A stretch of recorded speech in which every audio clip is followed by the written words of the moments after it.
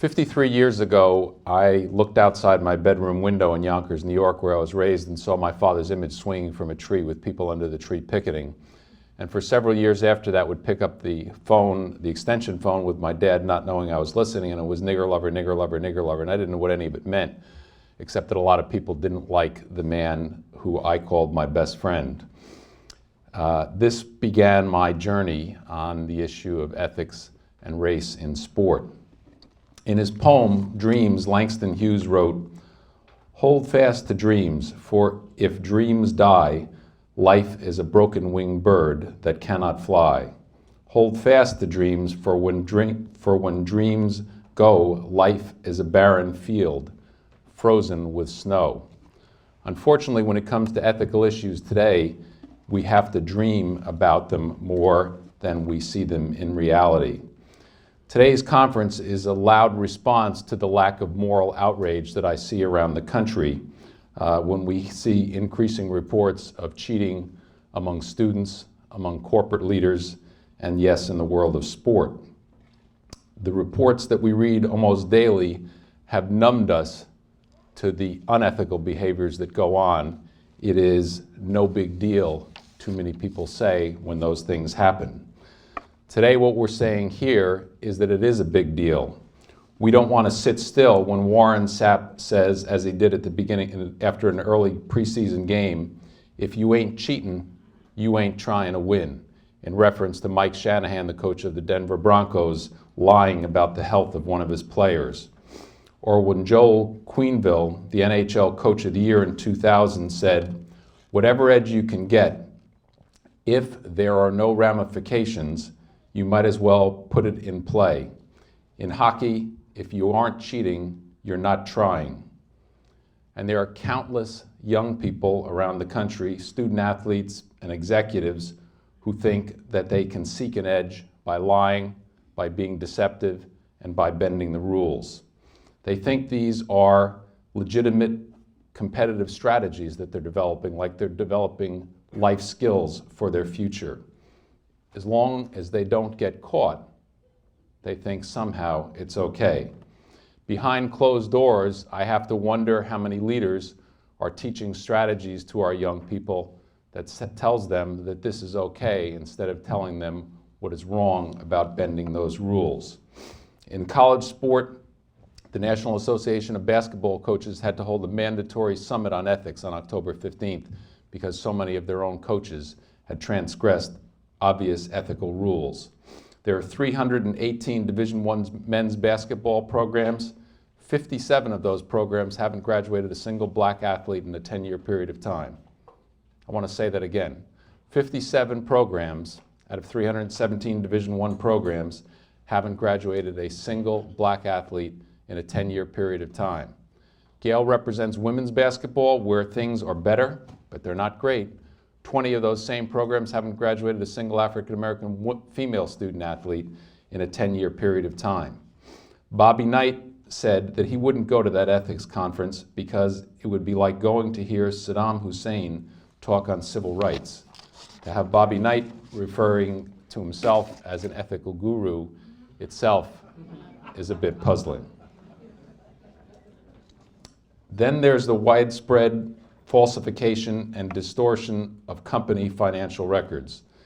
Is it any surprise that at UCF we get emails from various offices alerting us on the newest way that students may be cheating? At the high school level, a recent study by the Josephson Institute said that 75% of high school students admitted that they had cheated on an exam in the past year. 50% said they had cheated on an exam more than one time. A third of teenagers in a junior achievement survey said that they would act unethically to make more money or get ahead if they didn't get caught. We speak to athletes about making choices. I asked them, do you think that Pete Rose, when he broke Ty Cobb's record, thought that today, in the year 2003, he would be more remembered as someone who bet on baseball?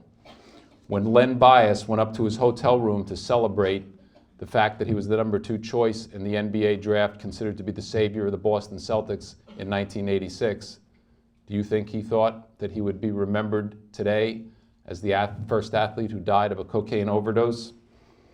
When Kirby Puckett was inducted into the Baseball Hall of Fame, he was reaching the pinnacle of his career.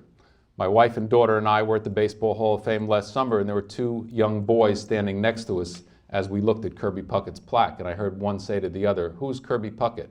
The second one said, "He's the guy who raped that woman." Kirby Puckett, greatest hitter in the history of the Minnesota Twins, for 20 years did nothing but contribute to the Minneapolis-St. Paul community, was accused of fondling a woman in a men's room in a bar, and was acquitted of the charges at some point during the past 12 months. But in the minds of those children, he was a rapist. My wife is not a great sports fan, but one of her sports heroes is a woman called Regina Jacobs. Regina Jacobs, at age 41, broke the world's records in the events that she competed in, a great track and field athlete, holder of 28 national records, 8 world records. She became and will always be remembered as the first athlete now who tested positively for TGH, the new designer steroid that is just being uncovered. Choices, decisions, and consequences. When Don Gaffney became the Gators' first black quarterback 30 years ago in 1973, got his law degree a few years later, was elected as the first former Gator athlete, football player to the city council in Jacksonville, and successfully ran for Congress, do you think he would be thinking that today he would be also remembered as someone who spent 3 years in prison for mail fraud? When the 9 athletes from the University of Georgia, Nebraska, Missouri, Cincinnati, and Pittsburgh, as well as current players from the Bucks, Bulls, Jets, and Vikings achieved their athletic heights, did they think that they would be remembered today because in the past 3 months they were all accused of some form of domestic violence?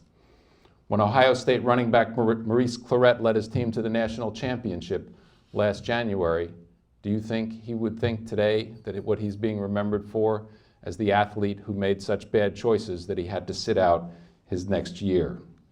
When Kobe Bryant checked into the Colorado resort this summer, do you think he thought that he would be facing rape charges today? When Dave Bliss accepted the head coaching job at Baylor University after a successful coaching career at SMU, Oklahoma, and New Mexico, do you think he thought he would be remembered as someone who told his team to cover up the murder of one of his players, Patrick Dennehy, by another one of his players, Carlton Dotson? Bliss told his players to tell the police that Patrick Dennehy was a drug dealer, which he was not, because he couldn't respond. He couldn't challenge that allegation, and maybe his program would escape free. Choices, decisions, and consequences. When a Pittsburgh priest celebrated his taking the vows of becoming a priest, do you think he thought that he would be remembered as the priest who was being charged with involuntary manslaughter because he gave so much alcohol to a University of Pittsburgh football player that player got drunk and fell through the ceiling of his church, killing him, getting killed this year? When Rick Neuheisel accepted a contract worth more than $1.5 million to coach football at the University of Washington 2 years ago, do you think he thought he would be remembered as the coach who was fired because he bet on a college basketball pool and then tried to cover it up? When Mike Price was hired for his dream job as head coach at Alabama, do you think he thought he would be remembered as the coach who was fired before his first game because he made the decision to go to a strip club where he spent $1,000 on a stripper who he later brought back to his hotel room? When William Swan was named the chairman of the board at his beloved alma mater at St. Bonaventure University, do you think he thought he would be remembered as the chair who committed suicide because he wrote in his suicide note he was so embarrassed by the basketball scandal at St. Bonaventure University? When St. Bonaventure named Dr. Robert Wickenheiser as its president, do you think he thought he would be remembered as the president whose personal decision to make a junior college transfer eligible who only came to St. Bonaventure with a welding certificate so that he could perhaps help the Bonnies return to their basketball glory of the 60s and 70s, that he would be remembered as someone who had to resign himself, who had led to the firing of his coach and athletic director, and to the suicide of his chairman of the Board of Trustees. Choices, decisions, and consequences. When Kevin McElroy was named as the head football coach at Mepham High School in Mineola, New York, do you think he thought he would be remembered as the coach whose season was canceled as the result of 3 of his senior players being charged with sodomizing 3 of his junior varsity players with a broomstick, pine cones, and golf balls? When it was investigated to see if this was something that was an aberration, it was discovered that this type of hazing had gone on in their preseason practice for the last 11 years. Choices, decisions, and consequences. Where's the moral outrage? Where are the people standing up and saying all of this has to stop? 200 of them, I think, are in this room today. I believe that done right, sports can help. I believe that the combination of sports, education, and leadership is powerful, but it takes a commitment to bring about the knowledge that we can benefit from, the leadership skills we can develop.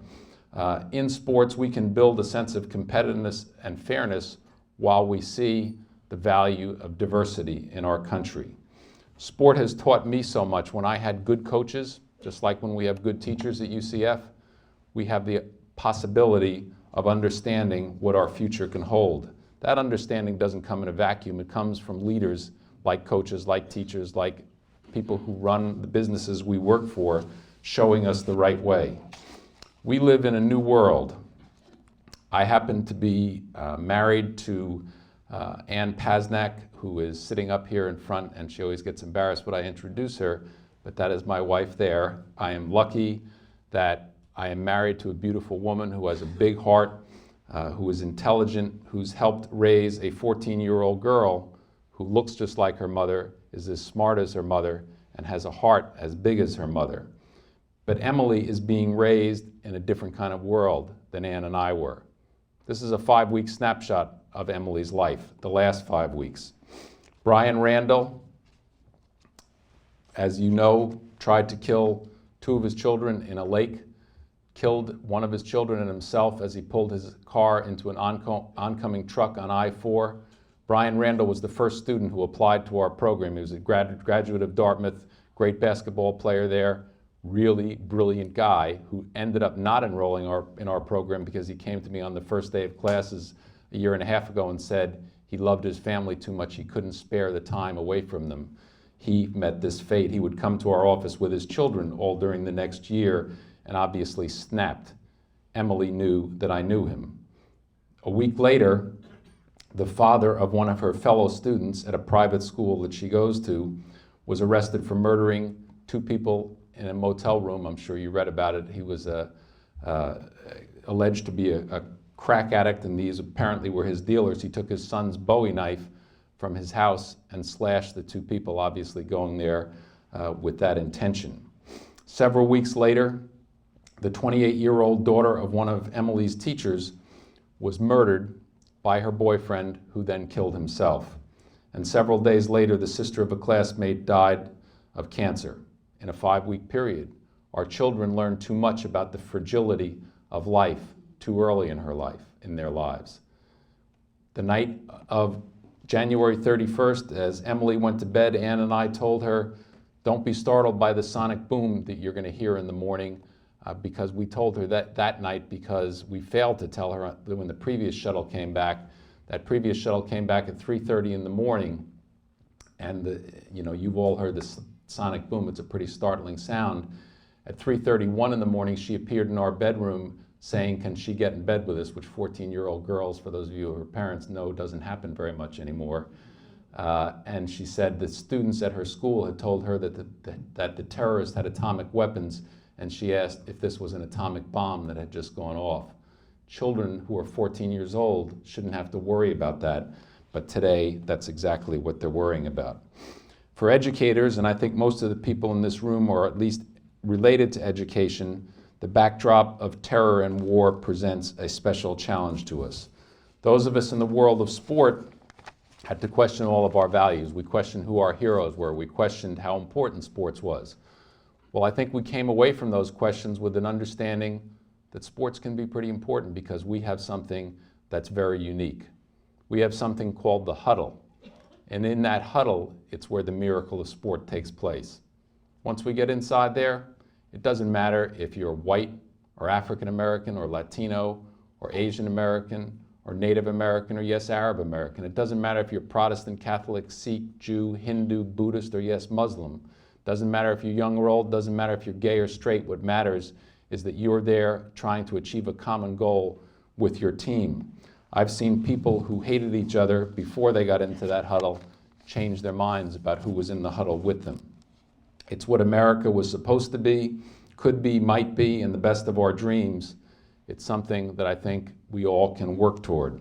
But we need you to stay involved and to stay off the sidelines. I'm the son of a coach, and my father taught me a lot about character education and a lot about ethical issues. My father is a triple inductee into the Basketball Hall of Fame. He coached St. John's University for 20 years. He coached the New York Knicks for 10 years, and he played for the original Celtics for 20 years. In 1945, he sent a letter to one of his former players who was serving in the European theater in Germany at the end of the war. And I didn't see this letter. I didn't know most of these stories till long after my father was dead. In this letter, he wrote that he had been offered the job as the head coach of the New York Knicks and the new National Basketball Association, something he really wanted to do. They offered to double his salary. Double his salary, by the way, in 1945 was $8,000 to $16,000, not $800,000 to $1.6 million. And he told that player in the letter that he decided not to take the position because he had promised his players, it's 3 other players at St. John's, that he would stay there until they finished their time at St. John's University. As we watch today as coaches jump from league to league, from team to team to get that increased salary, you have to wonder where the commitment has gone. My dad told me to make a commitment, or taught me to make a commitment to whatever institution you work with and for as long as you're there. 1950, the Celtics are playing the Knicks in the Eastern Conference Championship game. It's a game in Boston Garden. My father is the coach of the Knicks. The Celtics, led by Bob Cousy, score a layup. Cousy puts it in the hoop. Carl Braun, one of my father's players, knocks it out from under the rim. The referees don't see it. They let play resume up to the other end of the court. The fans in Boston Garden knew the basket was good, or they're screaming at the top of their lungs.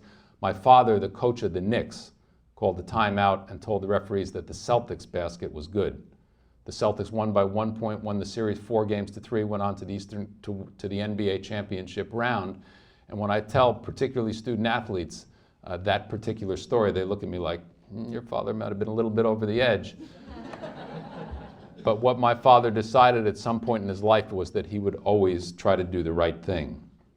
1951, the college basketball point shaving scandal breaks. My dad's still with the Knicks, but he collects the articles of the players who were accused in this scandal and the consequences in their lives. Every one of those players would have played in the NBA, none ever did. My father compiled the scrapbook, made all of his players, both with the Knicks and St. John's, read it so they understood that whatever choices they were going to make in their life were going to have consequences that they better be very serious about considering. 1956, he went back to St. John's University. I was 11 years old, and I'll always remember the day that he came home from his office, which of course was a court.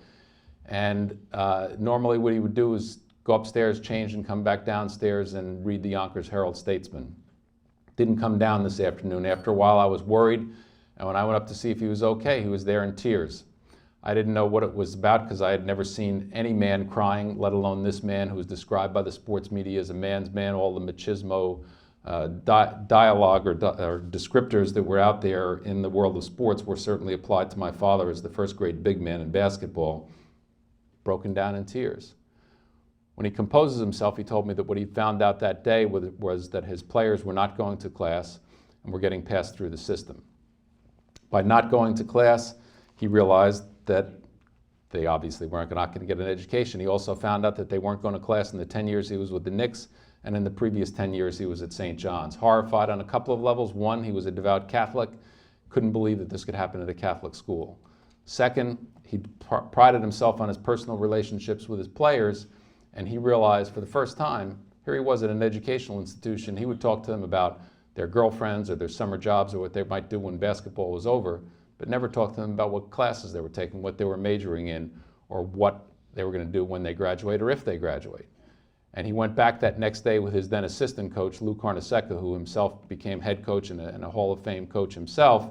And they started the first mandatory study hall in the history of college sport. When I speak to student athletes on campuses, as I often do, and frequently they're participating in some mandatory study hall, I tell them either to thank my father or don't, depending on their particular perspective.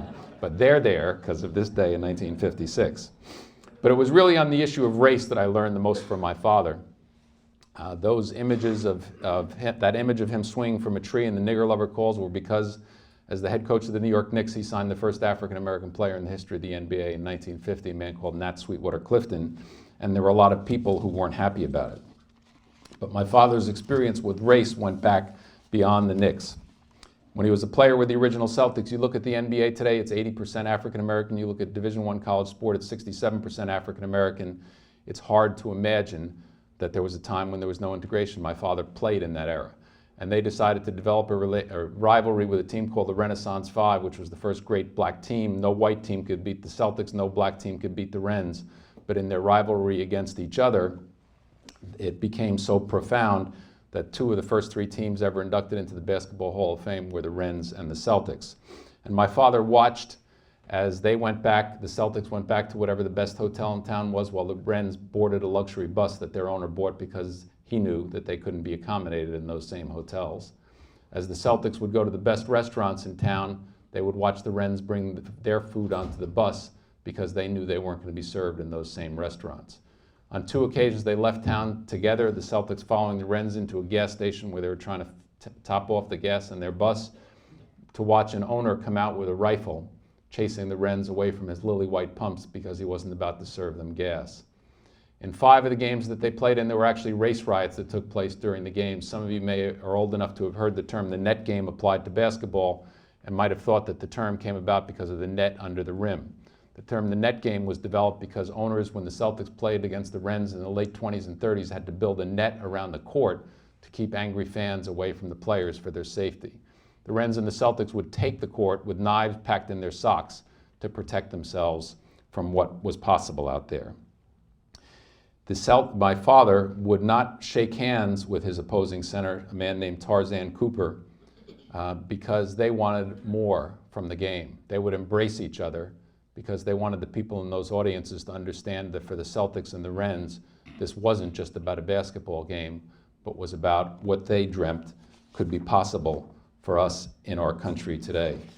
When we look at how many problems still exist in sport, it's easy to get discouraged about that sport. We have to work toward trying to correct those things, and would be naive and irresponsible if we don't do that. But I don't want to get carried away with the problems of sport. It would be easy to do so. I work on a college campus. A lot of us here are on college campuses. College campuses are the 3rd biggest site for hate crimes in America today. 9% of all hate crimes take place on our college campuses. The FBI estimates that there are 1 million bias incidents that take place on college campuses every year.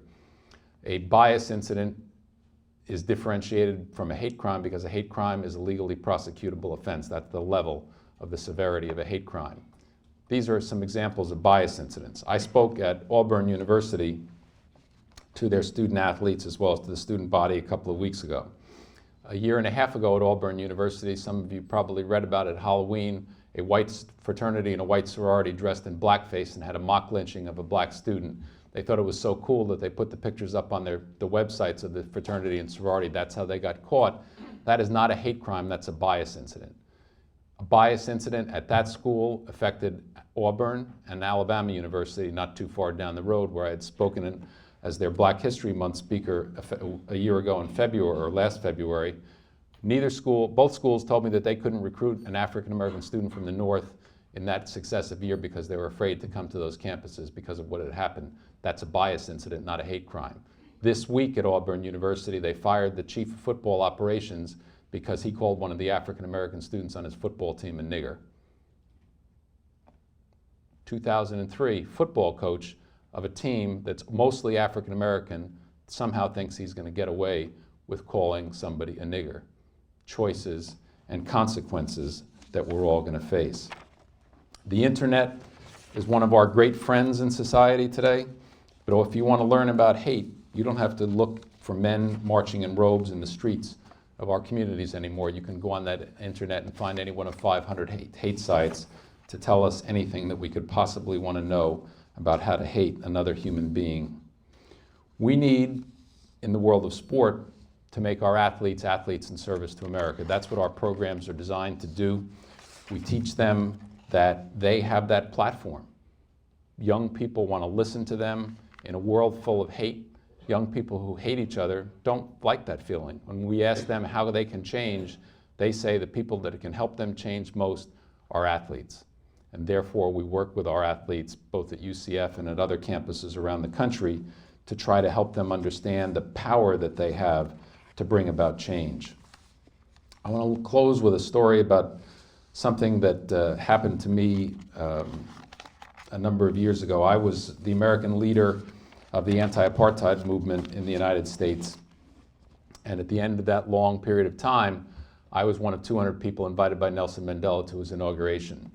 As we drove from Johannesburg, where we were staying, to Pretoria, where the event was going to take place, we passed all the military hardware along the side of the road, the 90-kilometer drive that had used to oppress Mandela's people all of his life. And it reminded me that in 1963, when I went to bed one night after having watched Nelson Mandela being led away to prison, I dreamt that someday not only would he become free, but he would become the leader of his own country.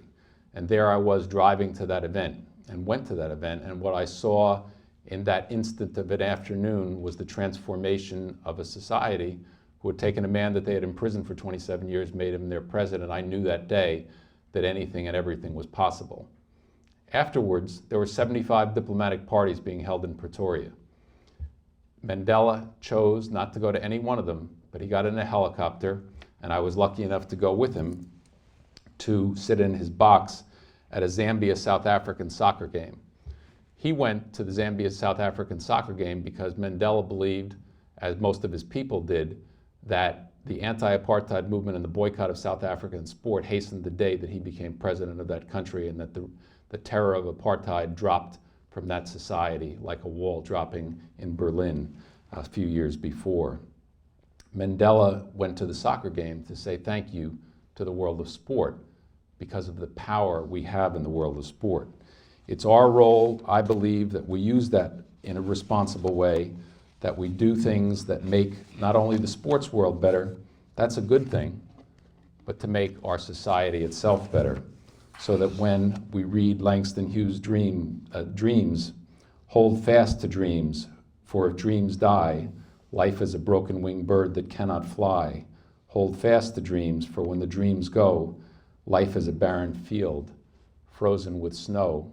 We know we have the power to melt that snow and help those birds fly. Thank you very much this morning.